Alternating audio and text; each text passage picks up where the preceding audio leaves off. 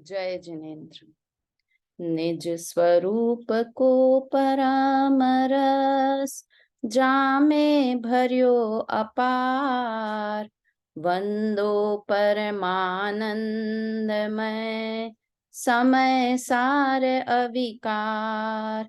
कुंद कुंद मुनि चंद्रवर, अमृत चंद्र मुनि। आत्मरसी बनारसी, वंदो पद अरविंद। पंडित बनारसी दास जी कृत नाटक समय सार ग्रंथ के चतुर्दश गुणस्थान अधिकार पर हमारी चर्चा चल रही है और उसमें हमारी 10 गुणस्थान संबंधी चर्चा हो गई है। एक बार 10 गुणस्थानों के नाम हम बोलते हैं। मिथ्यात्व, सासादन, मिश्र, फिर अविरत सम्यक्त्व, देश विरत सम्यक्त्व, फिर उसके बाद है प्रमत्त संयत, अप्रमत्त संयत, फिर उसके बाद अपूर्वकरण, अनिवृत्तीकरण और सूक्ष्म सांप्राय।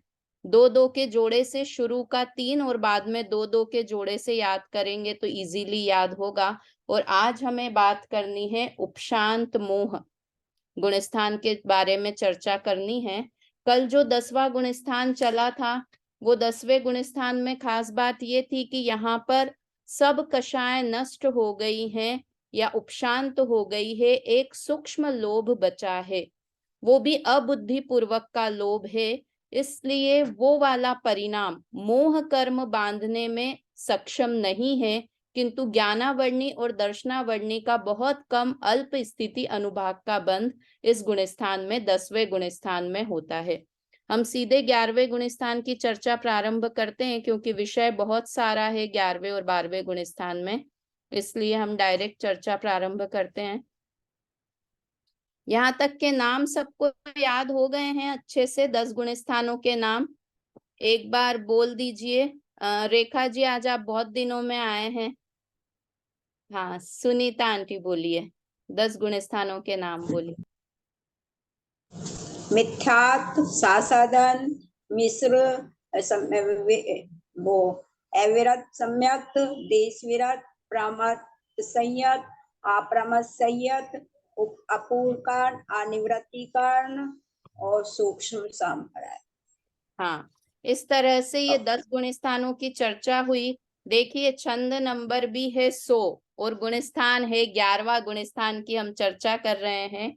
टोटल इसमें 115 छंद हैं इस अधिकार में, और उसमें से 100 नंबर तक की चर्चा हमारी हो गई है। हम चर्चा प्रारंभ करते हैं 11वें गुणस्थान की। चौपाई है, एक साथ बोलते हैं। अब उपशांत मोह गुण थाना, कहो तासु प्रभुता परवाना।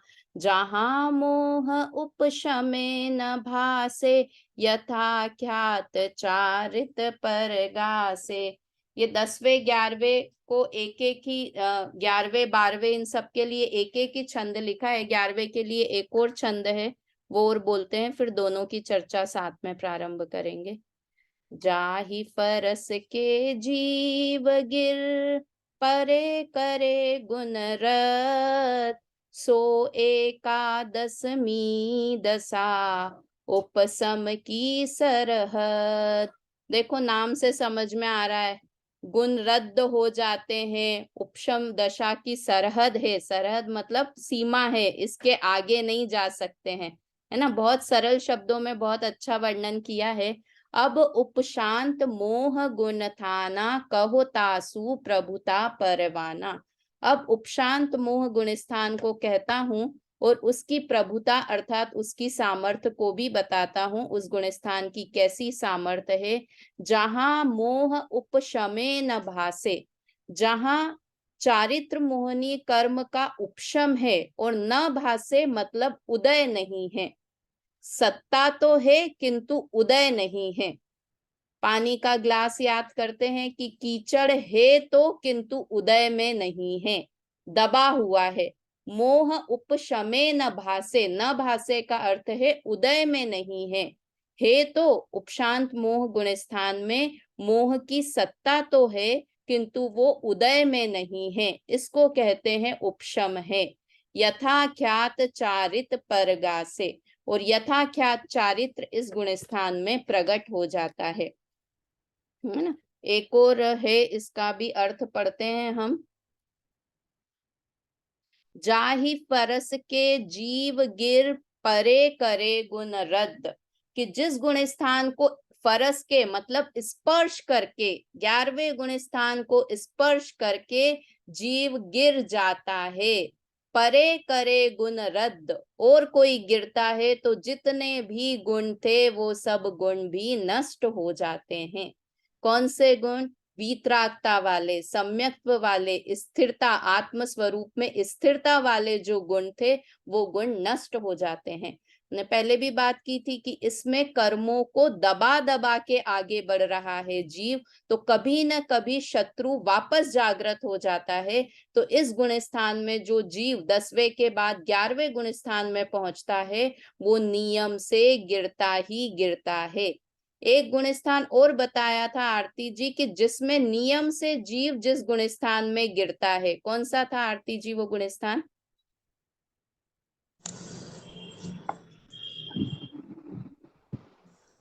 भाभी तीसरा गुण स्थान था ना?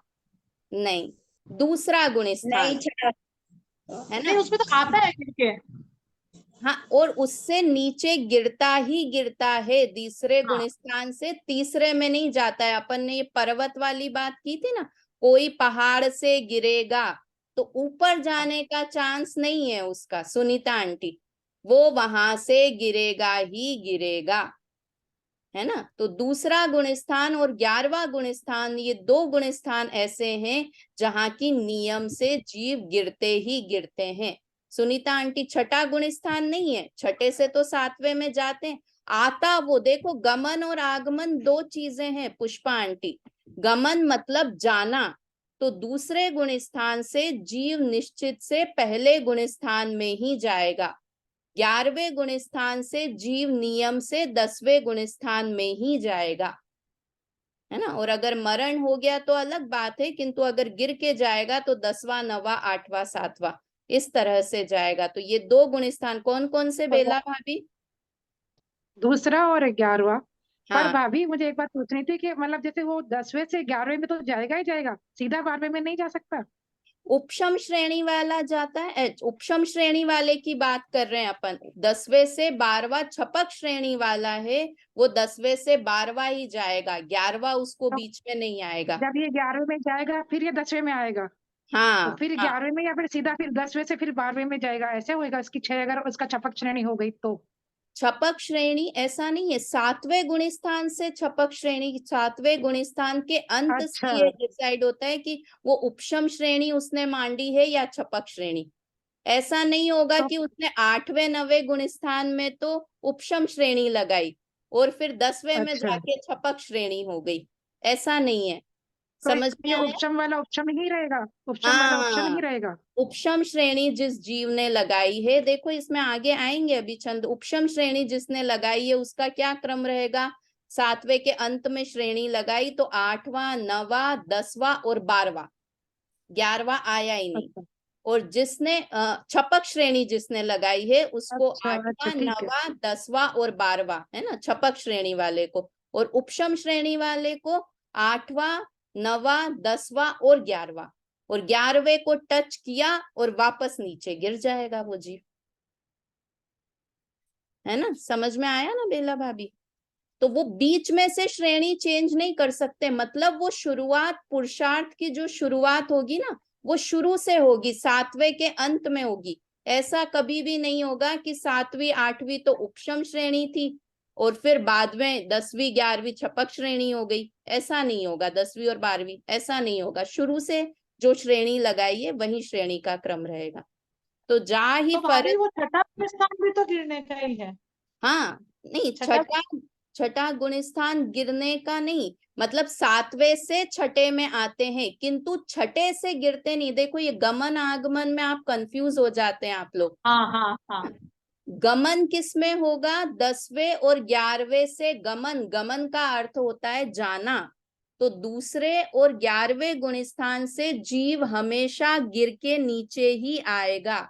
गमन मतलब जाना, हम कहाँ जा रहे हैं वो गमन। और आगमन, छठे गुण स्थान में आगमन हमेशा 7वें से छठे में ही आगमन होगा, है ना। 5वें से छठे में नहीं आते हैं, 7वें से ही छठे में आते हैं। समझ में आया गमन आगमन की कहानी? हाँ हाँ।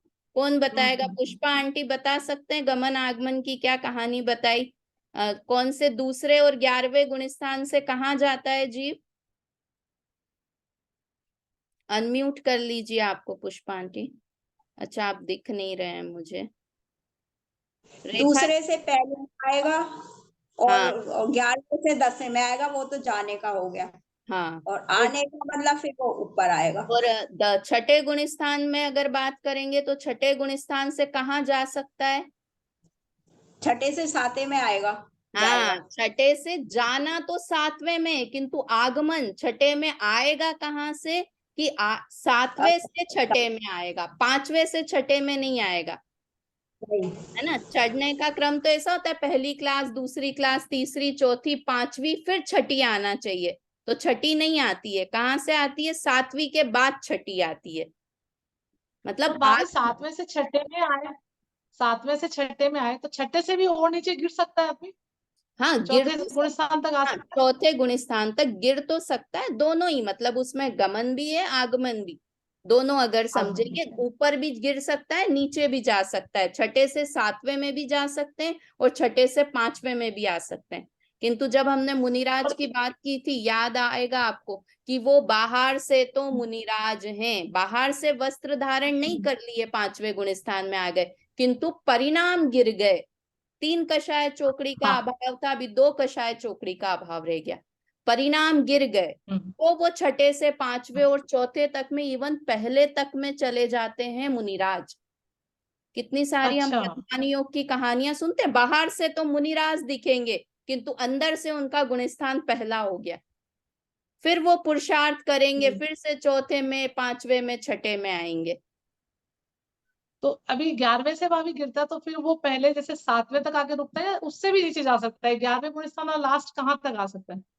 7वें से मतलब रुक रुक के 7वें तक आएगा, छठे तक आएगा और उसके बाद मिथ्यात्व तक में जा सकता है वो जीव। 11वें से गिरा हुआ? हाँ, 11वें से गिरा हुआ, परिणाम की बात है। और फिर ठीक। वापस से चढ़ेगा तो वापस ऊपर तक चढ़ जाएगा, चढ़ के, हाँ। है ना। चलो, जा ठीक ही है। परस के जीव गिर, परे दोबारा में फिरे गुण रद्द। दोबारा में वो छपक से ही नहीं कर सकता है, उपसम वाला गिरने के बाद दोबारा तो कर सकता है ना वो। हाँ हाँ, करेंगे ही नहीं तो फिर तो मोक्ष ही नहीं होगा। अगर उपशम हाँ, ये श्रेणी वाला कभी छपक श्रेणी लगा ही नहीं सके तो कभी मोक्ष ही नहीं होगा बेला भाभी। इसलिए उपशम तो वाला बाद में पुरुषार्थ करके छपक श्रेणी लगा सकता है। उसी भव में भी कर सकता है वो। हाँ हाँ, उस भव में भी कर सकता है ना? मतलब कोई लिमिटेशन नहीं है कि वो कहाँ तक। ये उपशम श्रेणी तो जब लगाई कि वो 7वें में था, उपशम कर करके इतनी बार एक मुनिराज अपने काल में अनेकों बार उपशम श्रेणी लगाते हैं। एक बार उपशम श्रेणी नहीं, अनेकों बार, जितनी बार ध्यान कर रहे हैं ना, हमको लग रहा है ये मुनिराज ध्यान में बैठे हैं, तो वो अनेकों बार श्रेणी लगाकर आगे बढ़ते हैं, फिर गिर जाते हैं, फिर, क्योंकि 48 मिनट तक आत्मा में मग्न रहना बहुत सरल काम नहीं है। एक ही जगह अपने परिणाम को स्थिर करना, एक ही जगह, समझ में आया? आत्मा में स्थिर करना, और आत्मा के गुण भेदों में भी स्थिर नहीं करना, आत्मा की पर्याय में भी स्थिर नहीं करना। आत्मा में इतने सारे गुण हैं, अगर गुण भेद में अटक गए तो फिर गुण स्थान गिर जाएगा। तो एक मुनिराज अपने जीवन में अनेकों बार उपशम श्रेणी चढ़ते हैं, किंतु छपक श्रेणी कोई भी जीव एक ही बार चढ़ता है। और जब वो जीव छपक श्रेणी चढ़ेगा, इसका मतलब है वो भगवान बनने वाला है। अब कितनी बार चढ़ता है बेला भाभी उपशम श्रेणी? उपशम श्रेणी तो अनेक बार होता है, और छपक श्रेणी एक बार चढ़े बाद फिर उसका मोक्ष हो ही जाता है, हो ही जाता है, वापस छपक श्रेणी से नीचे नहीं गिरते उस हैं में नहीं है। और उपशम श्रेणी से गिरते ही गिरते हैं। परिणामों की विचित्रता विचार करना, श्रेणियों में अटक के मत रह जाना कि ये देखो गुणस्थान गिरा है, ये परिणाम कैसे ये कैसे कितनी हो। बार वो चढ़ेगा उपशम श्रेणी? क्या कह रहे हैं? आपकी आवाज कट गई।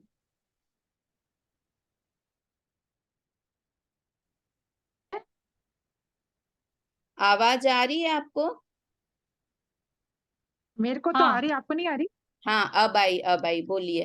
हाँ, मैंने कहा उपशम श्रेणी कितनी बार चढ़ता है, उसकी कोई ऐसे निश्चित गिनती नहीं है, कितनी निश्चित भी बार नहीं, चढ़ सकता है। हाँ, कितनी भी बार चढ़ सकता है, कितनी भी बार चढ़ ठीक। सकता है ना।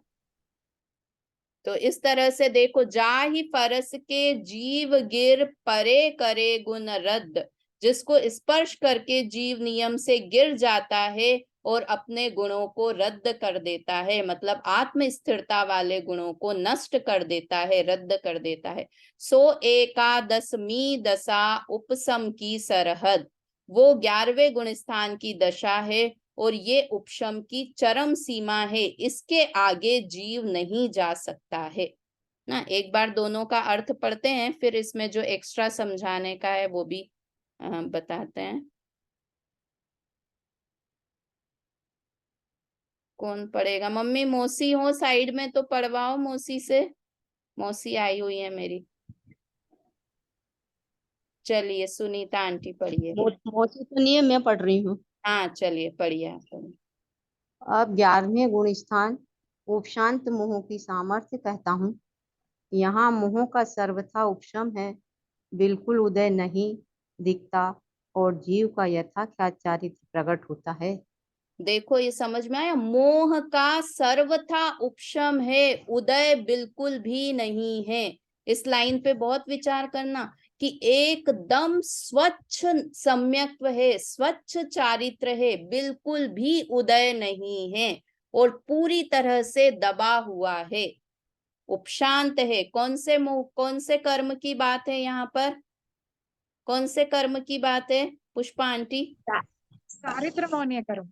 चारित्र मोहनी, और चारित्र मोहनी की भी 21 प्रकृतियों की बात चल रही है ना। बाकी दर्शन अनंतानुबंधी का संबंध तो सम्यक दर्शन के साथ है ना। अनंतानुबंधी द्विघाती प्रकृति बताते हैं, जो दर्शन का भी घात करती है और चारित्र का भी। तो इसकी चर्चा तो हम चौथे गुण स्थान में, जब अपूर्वकरण, अधःकरण, अनिवृत्तिकरण के परिणाम होते हैं, तब उसकी चर्चा हो गई अनंतानुबंधी। तो यहाँ बाकी की 3 कषाय चोकड़ी है, उनकी बात है कि उनका सर्वथा उपशम है, उदय बिल्कुल भी नहीं है। ठीक है, आगे का 101 नंबर का अर्थ पढ़िए। पढ़ो मम्मी 101 मिनट में।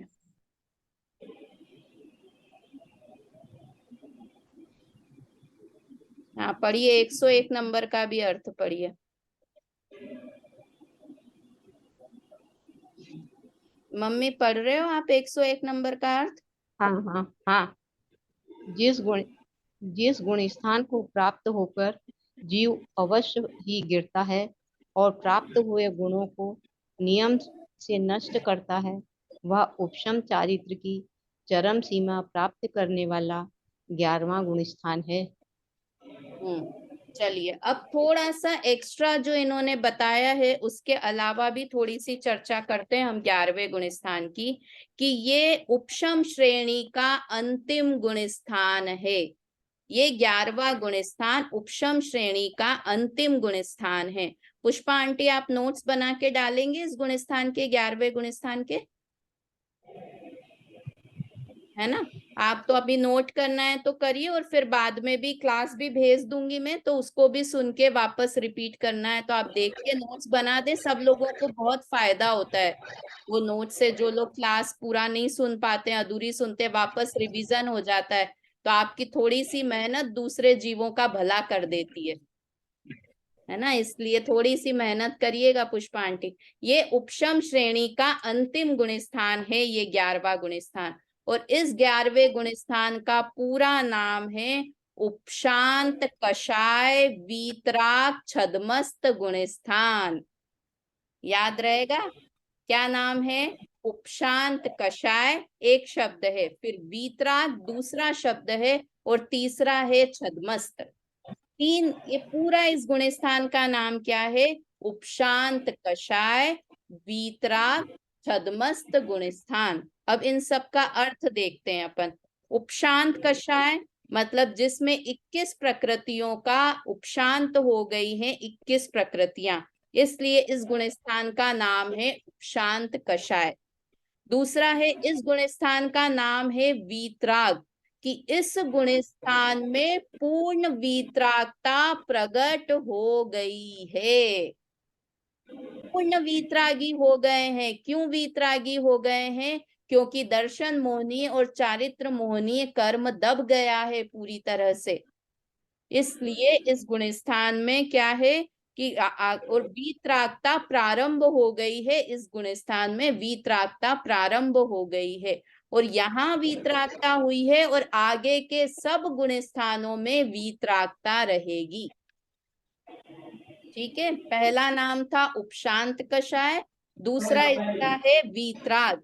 यहाँ पर वीतरागता क्यों प्रकट हो गई है? क्योंकि मोहनी कर्म पूरी तरह से दब गया है, इसलिए। फिर तीसरा है छद्मस्त। छद्मस्त जिसे कहते हैं कि जिसे केवल ज्ञान नहीं है, पूर्ण ज्ञान नहीं है, उस दशा को छद्मस्त कहते हैं। पूरा ज्ञान नहीं है इस गुणस्थान में। क्यों नहीं है? क्योंकि अपन ने 10वें गुणस्थान में बात की थी ना।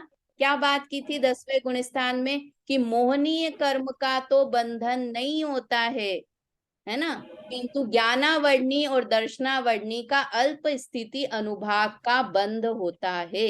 इसलिए एकमात्र ये 11वें और 12वें गुणस्थान है जहां पर केवल ज्ञान नहीं है किंतु वीतरागता है।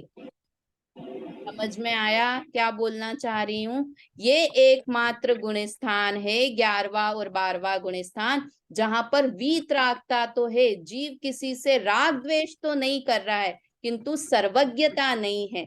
सर्वज्ञता नहीं है अर्थात केवल ज्ञान नहीं है, इसलिए इस गुणस्थान को छद्मस्त गुणस्थान कहते हैं, है ना। वापस बोलूं एक बार, तीनों चीजें क्या है? इस गुणस्थान का पूरा नाम है उपशांत कषाय वीतराग छद्मस्त गुणस्थान, है ना। उपशांत कषाय क्यों है? क्योंकि चारित्र मोहनी की 21 प्रकृतियों को उपशम कर दिया है, इसलिए इसका नाम उपशांत कषाय है। वीतराग क्यों है? क्योंकि दर्शन मोहनीय कर्म का उदय बिल्कुल भी नहीं है, इसलिए वीतरागता है। और छद्मस्त क्यों है? क्योंकि अभी ज्ञानावर्णी दर्शनावर्णी कर्म है, इसलिए छद्मस्त हैं। केवल ज्ञान नहीं हुआ है अभी, अल्प ज्ञान को छद्मस्त दशा कहते हैं। किसको कहते हैं छद्मस्त दशा? अल्प ज्ञान वाली दशा को छद्मस्त दशा कहते हैं। इसलिए 1 से 12वें गुणस्थान तक के जीव को छद्मस्त जीव कहते हैं, है ना। जीव के जब भेद प्रभेद करते हैं ना मम्मी, 1 से 12वें वाले तक के जीव को क्या कहते हैं? छद्मस्त कहते हैं। उपयोग इसमें धर्म में लगाओगे ना तो पीड़ा का अनुभव नहीं होगा। अगर अपन सोचते रहें तो ज्यादा पीड़ा अनुभव में होती है, इसलिए उपयोग यहाँ लगाने की कोशिश करो, है ना। क्या कहा? तीनों चीजें समझ में आ गई। छद्मस्त किसको कहते हैं? जो रेखा जी, छद्मस्त किसे कहते हैं? भाभी ना, जिसमें राग देश से तो मिट जाता है, अल्प ज्ञान को छद्मस्त अवस्था कहते हैं। वेरी राग देश तो उसका मिट जाता है पर पूरी वितरागता नहीं आती। नहीं, वीतरागता हो गई, केवल ज्ञान नहीं है। ज्ञान नहीं होता है, केवल ज्ञान हाँ, नहीं होता। केवल ज्ञान नहीं है, अल्प ज्ञान है। केवल ज्ञान हुआ तो हाँ। सब कुछ जानने लगेंगे, किंतु यहाँ पर हाँ। ज्ञानावर्णी और दर्शनावर्णी कर्म का उदय है, इसलिए अल्प ज्ञान है। इसलिए इस गुणस्थान का नाम है उपशांत कषाय वीतराग छद्मस्त गुणस्थान। और मैं ये बता इसमें रही हूँ, भाभी इसमें मोहिनीकरण का तो विनाश हो जाता है, नाश हो जाता है। हाँ, इसलिए तो मोहिनीकरण का। वितरागता प्रकट हुई ना। मोहनी कर्म का हाँ हाँ उपशांत हो गया है, उपशांत हो गया है, नष्ट नहीं हुआ है, उपशांत हाँ हो हाँ। गया है मोहनी कर्म, इसलिए तो वीतराग। बस केवल तो ज्ञानावर्णी और दक्षिणावर्णी का फिर आप हाँ, ज्ञानावर्णी और दर्शनावर्णी कर्म का उदय अभी है, अंतराय का भी उदय है। ज्ञानावर्णी, दर्शनावर्णी और अंतराय 4 घातिया कर्म होते हैं। ज्ञानावर्णी, दर्शनावर्णी, मोहनीय और अंतराय 4 कर्म होते हैं, है ना। तो मोहनीय का तो उपशांत हो गया है मोहनीय, इसलिए वीतरागता हो गई है। और ज्ञानावर्णी, दर्शनावर्णी और अंतराय का उदय अभी है, इसलिए केवल ज्ञान नहीं हुआ ज्ञान नहीं हुआ, है ना। हाँ, इसलिए आगे बढ़। अल्प ज्ञान है, इसलिए उन्हें छद्मस्त कहते हैं। ठीक है, ये तो इसके नाम की बात हुई। अभी आप लोगों को सब बता रही हूँ। इस गुणस्थान के अंत में जब पूरा हो जाएगा तो एक टेस्ट लूंगी, ओपन ही टेस्ट लूंगी, ओरली सबसे क्वेश्चन आंसर पूछूंगी। और अगर जवाब नहीं दे पाए आप लोग तो वापस से नंबर 1 से गुणस्थान अधिकार चालू कर दूंगी। भाभी मेरा बहुत काफी छूट गया है अभी बिजी होने हाँ, के तो चक्कर आप में, YouTube तो पे शायद से मैं फेल हो सकती हूँ। नहीं तो इसलिए छूट नहीं है उस चीज के लिए। नोट्स सारे बराबर भेजें, वो नोट्स पढ़ेंगे तो भी समझ में आ जाएगा, नहीं तो YouTube में से क्लास सुन लेना, है ना। कोशिश, क्योंकि क्या होगा, एक बार अपन आगे बढ़ गए, पता नहीं फिर कब वापस गुणस्थान वाली चर्चा करेंगे। तो ओरल एक एक मिनट के छोटे छोटे क्वेश्चन आंसर पूछेंगे। तो ये पूछ सकती हूँ, 11वें गुणस्थान का पूरा नाम क्या है सुनीता आंटी? उपशांत, कसाय, वीतराग, छद्मस्त, गुणस्थान। वेरी गुड, है ना। इसलिए इस गुणस्थान का नाम है ये वाला। अब इसमें वीतरागता तो है किंतु सर्वज्ञता नहीं है इस गुणस्थान में। इस गुणस्थान में यथाख्यात चारित्र प्रकट होता है, ये अपन ने अभी अर्थ में बनारसी दास जी ने भी लिखा है। देखिए, और ये गुणस्थान एक ऐसा है जहां पर इर्यापत आश्रव तो है, सांप्रायिक आश्रव नहीं है। अब किसे कहते हैं इर्यापत आश्रव, सांप्रायिक आश्रव? कि योग है ना, उनके मन वचन काय का परिस्पंदन है, इसलिए कर्म आते तो हैं किंतु बंधते नहीं हैं, उसे कहते हैं इर्यापत आश्रव, है ना। कषाय नहीं है इसलिए बंधते, बंधन किससे होता है? कषाय से होता है, इसलिए उनके कषाय नहीं है, इसलिए इर्यापत आश्रव नहीं है। किंतु इर्यापत आश्रव है और सांप्रायिक आश्रव नहीं है। इस गुणस्थान में इर्यापत आश्रव है और सांप्रायिक आश्रव नहीं है। ठीक है, इस गुणस्थान का काल कितना है? अंतर्मूर्त काल इस गुणस्थान का काल है। अभी अंतर्मूर्त की चर्चा और करेंगे अपन। अगर इस गुणस्थान में मरण हो जाए तो विग्रह गति में ही चौथा गुणस्थान हो जाता है ना। और अगर गिरेगा तो 10वें, 9वें, 8वें, 7वें, 6ठे में जाके रुक जाएगा गिरते गिरते, है ना। फिर 6ठे में एक बार जो आप आरती जी पूछ रहे थे ना, तो 6ठे में आके रुकेगा, उसके बाद फिर वापस नीचे जाएगा। ऐसा नहीं होगा बेला भाभी कि 11वें से गिरा और 8वें में आके रुक गया, 9वें में आके रुक गया। गिरेगा तो धड़ धड़ करके सीधे नीचे 6ठे में आ जाएगा। फिर 6ठे में वापस पुरुषार्थ करे तो वापस आ गया है। और अगर और ज्यादा पुरुषार्थ, किसी को उपसर्ग हो गया, अपना ध्यान विचलित, शरीर में एक अपनापन आ गया, तो सीधे के सीधे फिर गिर के और फिर पहले गुणस्थान तक चला जाए। ठीक है, इस तरह से ये 11वें गुणस्थान की चर्चा हुई। 12वें गुणस्थान की चर्चा भी हम करते हैं क्योंकि ये सिमिलर से हैं दोनों गुणस्थान। पढ़ते हैं 12वें गुणस्थान का वर्णन। केवल ज्ञान निकट जहाँ आवे, तहाँ जीव सब मोह खिपावे। प्रगटे यथा ख्यात परधाना, सो द्वादशम खीन गुण थाना। नाम ले लिया। केवल ज्ञान निकट जहाँ आवे, अब केवल ज्ञान से बहुत थोड़ी सी दूरी रह गई है। तहाँ जीव सब मोह खिपावे, और यहाँ पर आकर जीव सारे मोह को नष्ट कर देता है। खिपावे, 11वें गुणस्थान में क्या किया था आरती जी? मोह को दबा दिया था, मोह कर्म को। और यहाँ पर क्या किया है? मोह कर्म को नष्ट ही कर दिया है। प्रगटे यथाख्यात परधाना, यहाँ पर भी यथाख्यात चारित्र प्रकट होता है। सो द्वादशम क्षीण गुण थाना, ऐसा 12वें नंबर का क्षीण मोह गुण स्थान है। इस गुण स्थान का भी पूरा नाम क्या बोलेंगे? वैसा का वैसा ही क्षीण मोह वीतराग छदमस्त गुण स्थान। केवल ज्ञान, देखो यहाँ हुआ नहीं है, क्या लिखा? केवल ज्ञान निकट जहां आवे। केवल ज्ञान निकट आ गया है। प्रगट तो कौन से गुण स्थान में होगा केवल ज्ञान? 13वें गुण स्थान में, है ना। किंतु यहाँ पर केवल ज्ञान निकट आ गया है ना। तो इन दोनों गुण स्थानों में डिफरेंस क्या हुआ कि 11वें गुण स्थान में आकर जीव कर्म को दबा दबा कर आगे बढ़ा था, इसलिए वो गिर जाता है। और 12वें गुण स्थान में जो जीव आ गया है, अब वो कभी भी गिरेगा नहीं, अब मोक्ष प्राप्त कर कर ही रहेगा, सिद्ध बनकर ही रहेगा। ऐसी इस 12वें गुण स्थान की महिमा है। देखो, इस गुण स्थान का नाम है क्षीण मोह वीतराग छदमस्त। क्षीण का हम अर्थ क्या समझते हैं रेखा जी?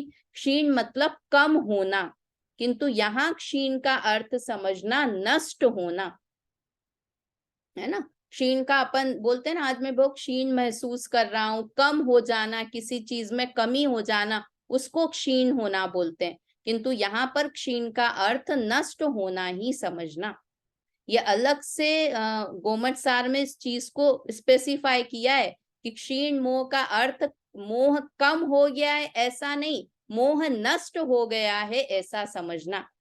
मोह का नष्ट हो जाना, ऐसा ये 12वां क्षीण मोह गुण स्थान है। देखिए अर्थ पढ़िए इसका, बेला भाभी अर्थ पढ़िए। जहाँ जीव मोह को सर्वथा क्षय करता है, वह केवल ज्ञान बिल्कुल समीप रह जाता है और यथाख्यात चारित्र प्रकट होता है, वह क्षीण मोह नामक 12वां गुण स्थान है। हाँ, देखो मोह भी अपन बोल रहे हैं तो मोह भी नष्ट, मतलब सारे प्रकार का मोह, राग द्वेष मोह सब नष्ट हो गए हैं। इस गुण स्थान में गिरने का डर नहीं रहा है और मात्र इस गुण स्थान से एक ही गुण स्थान में गमन होता है। कौन से गुण स्थान में? 13वें गुण स्थान में ही गमन होता है। बाकी गुण स्थानों में तो इधर भी चले जाओ, इधर भी चल जाओ, गिरते पड़ते रहो, किंतु इस गुण स्थान में आकर जीव गिरता पड़ता नहीं है। इसका कारण है ना भाभी की मोह कर्म का नाश हो गया ना। तो हाँ, सबसे बड़ा कर्म नाश कर लिया, तब कुछ बचा ही नहीं अब ज्यादा। कुछ बचा ही नहीं है सबसे। और मोह अगर एक बार शत्रु को नाश कर दिया, मृत्यु हो गई, तो अपने इंडियन सिनेमा जैसा नहीं है कि कुछ ये अपने जो आते हैं ना सीरियल्स आते हैं कि वो मर गई एक्ट्रेस फिर वापस जिंदा हो गई पता नहीं कैसे। ऐसा यहाँ पे फोफा भाई का राज्य नहीं है। एक बार मोह नष्ट हो गया तो फिर मोह नष्ट ही हो गया, अब कभी भी जीव को दुखी नहीं करेगा। ये तो मोह कर्म की बात हुई और परिणाम इतने उत्कृष्ट हो गए हैं कि अब परिणाम भी वापस कभी गिरेंगे नहीं। ऐसा ये गुण स्थान है। ये छद्मस्त का अंतिम गुण स्थान है ना। इसके बाद जीव छद्मस्त नहीं कहलाएगा। अंतरात्मा का अंतिम गुण स्थान है। 13वें गुण स्थान के बाद से जीव परमात्मा की श्रेणी में चला जाएगा। चौथे से 12वें तक अंतरात्मा कहलाते हैं ना, तो ये अंतरात्मा जीव का अंतिम गुण स्थान है। इसके बाद उस जीव का नाम परमात्मा हो जाएगा, है ना। हमको भावना भानी ही है तो छोटी मोटी भावना क्यों भाएं, जल्दी से 12वां गुण स्थान प्राप्त करे जहां पर सारे डर खत्म हो जाएं। छोटे मोटे हम इल्लर पिल्लर भावना भाते रहे, छोटी सी ये मिल जाए, ये हो जाए, बच्चे की नौकरी लग जाए, बच्चे सेटल हो जाए, बच्चों को बच्चे हो जाए, ये छोटी मोटी भावना क्या भाना। भावना भाव कि जल्दी से छपक श्रेणी पर चढ़कर 12वें गुण स्थान को प्राप्त करूं। ऐसा अद्भुत ये 12वां गुण स्थान है। 2 छंद और हैं छोटे से, 103 और 104। उपशम श्रेणी की अपेक्षा गुण स्थान का काल देखिए, पढ़ते हैं। षट साते आठे नवे 10 एकादश थान, अंतर मूरत एक वा एक समय स्थिति जान। देखिए क्या लिखा है यहाँ पर, उपशम श्रेणी की अपेक्षा छठे, सातवें, आठवें, नवें, 10वें और 11वें गुण स्थान का उत्कृष्ट काल अंतर्मूर्त है और जगन्य काल एक समय है ना। जगन्य काल कितना लिखा? एक समय लिखा हुआ है, जगन्य काल एक समय है। उत्कृष्ट काल कैसे? अंतर्मूर्त में इतने सारे गुण स्थान जीव क्रॉस कर जाता है। अंतर्मूर्त की परिभाषा बताई थी, किसी को ध्यान है? अंतर्मूर्त मतलब किसे 48 मिनट में भाभी एक समय कम ना? Very good, very good. 48 minute में एक समय कम होना, ये उत्कृष्ट अंतर्मूर्त है ना, उत्कृष्ट। और जगन्य अंतर्मूर्त किसे कहेंगे? एक समय में एक आवली कम हो जाना, एक समय मात्र का। अपन ने ना, ये आया था बीच में, देखो कौन सा छंद था, छंद नंबर था ना इसमें, अंतर्मूर्त का नाम बताया था बनारसी इन्होंने। छंद मुझे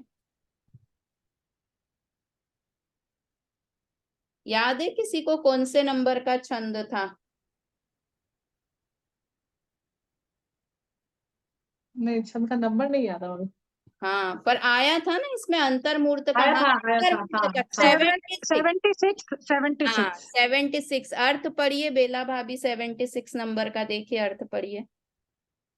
2 घड़ी में एक समय कम अंतर्मूर्त का उत्कृष्ट काल है और एक समय अधिक एक आवली अंतर्मूर्त का जगन्य काल है तथा बीच के असंख्यात भेद है ना। 2 घड़ी में एक समय कम हो जाना, 48 मिनट में 24 मिनट की एक घड़ी, तो 2 घड़ी में एक समय कम हो जाना उसे कहेंगे उत्कृष्ट अंतर्मूर्त।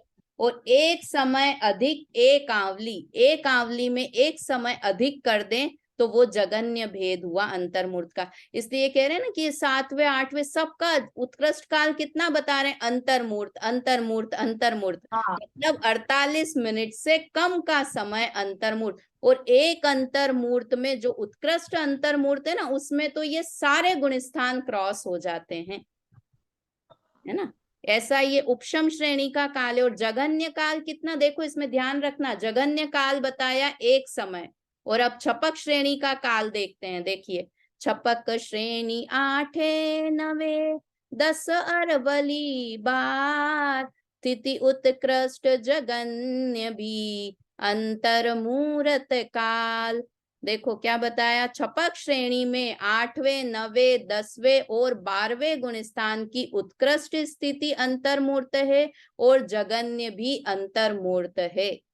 अब आप लोगों के लिए एक प्रश्न है कि यहाँ पर उत्कृष्ट और जगन्य दोनों स्थिति अंतर्मूर्त क्यों बताई और उपशम श्रेणी की जगन्य स्थिति एक समय क्यों बताई? इसका उत्तर मैं बता चुकी हूं, आप लोगों को याद करके कल मुझे बताना है सोच के।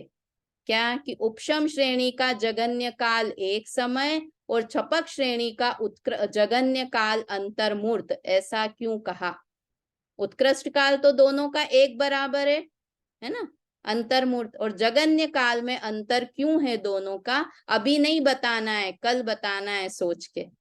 बेला भाभी को आ गया था उत्तर, कल बाकी सब लोग भी सोचें, ताकि, है ना। बताया हुआ है कि एक समय क्यों है इसका जगन्य काल, ऐसा क्यों बताया। चलिए अभी जिनवाणी स्तुति करते हैं। कुछ प्रश्न हो, अगर स्पीड से चल रहा है या सही लग रही है स्पीड? ज्यादा तो नहीं लग रहा है फास्ट नहीं, फास्ट? बहुत अच्छा, बहुत ही अच्छे से समझ में, सही है, पहली बार सही आया है। मेरे को तो इतना, बहुत ही बढ़िया। है ना। तो अगर कुछ प्रश्न हो तो आप लोग पूछ लीजिएगा। पुष्पा आंटी, अगर कुछ डाउट रहे, मैं क्लास जल्दी डाल दूंगी, आप एक बार वापस सुन के